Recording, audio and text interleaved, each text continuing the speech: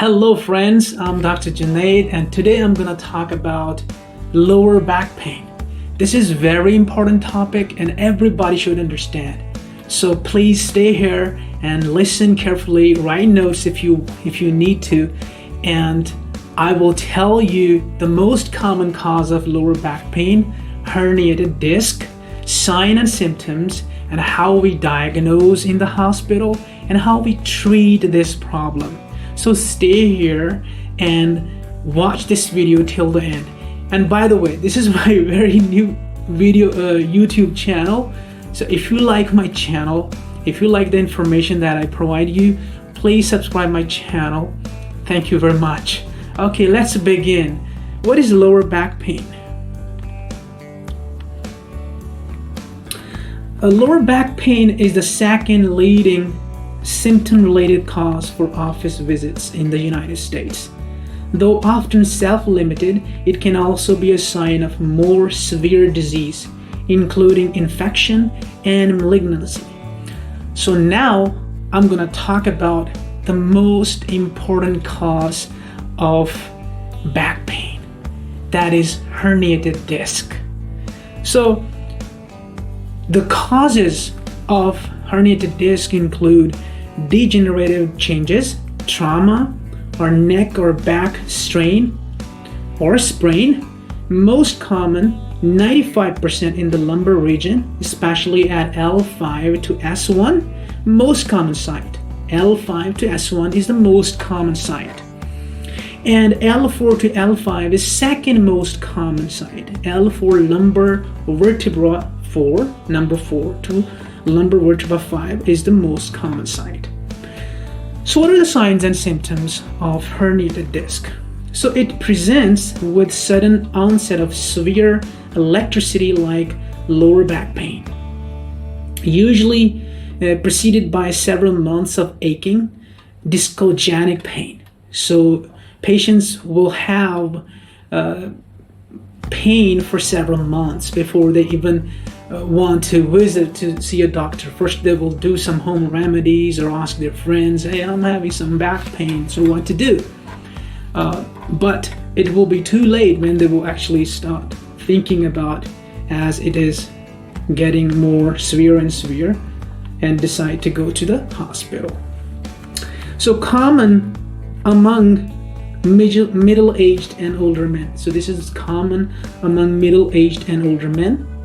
And it is exacerbated by increased intra-abdominal pressure or coughing.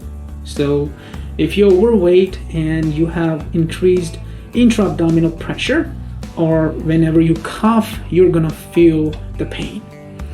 Associated with the sciatica, it is a nerve compression at the lumbar region, and also muscle weakness, atrophy, contraction, or spasms.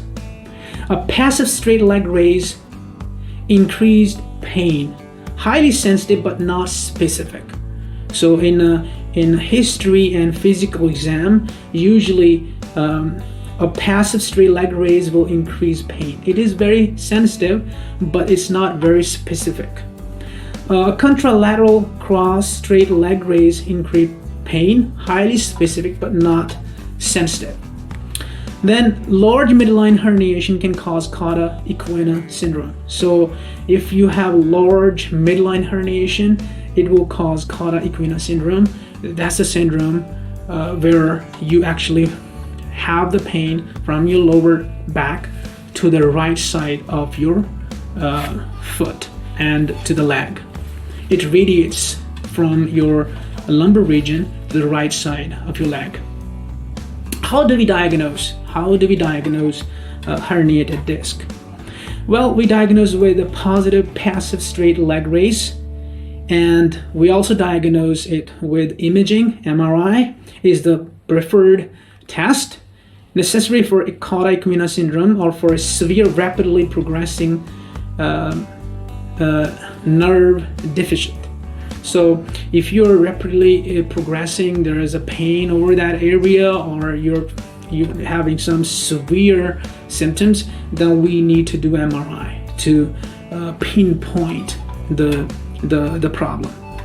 And then there are additional tests that we do. They're obtained as ESR and a plain X-ray if other causes of back pain are suspected. For example, infection or trauma or compression fractures.